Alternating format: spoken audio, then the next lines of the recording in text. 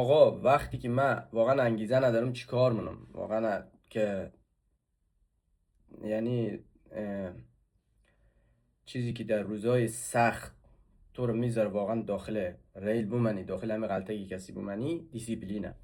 یعنی دیسیپلین تو رو اینجوری داخل مثل قطار میمونه که توی ریل داشته باشه. مثلا قطار بدون ریل یه دفعه میتونه حرکت کنه، خیلی هم سرعتی، ولی اگر ریل نداشته باشه یه جایی از این مسیر خارج میشه و تصادف مونه و به مقصد نمیرسه. و این دقیقا صدق مونه برای از انسان ها، بچه ها، برای از ما. اگر دیسیپلینی وجود نداشته باشه، اگر دیسیپلین نداشته باشیم، دقیقا همین اتفاقی که برای قطاری که ریل نداره میفته برای از ما میفته. و این خیلی مهمه که دیسیپلین، بچه دیسیپلین برای خودمون جور کنیم و دیسیپلین واقعا جا نزیم توی زندگی خود.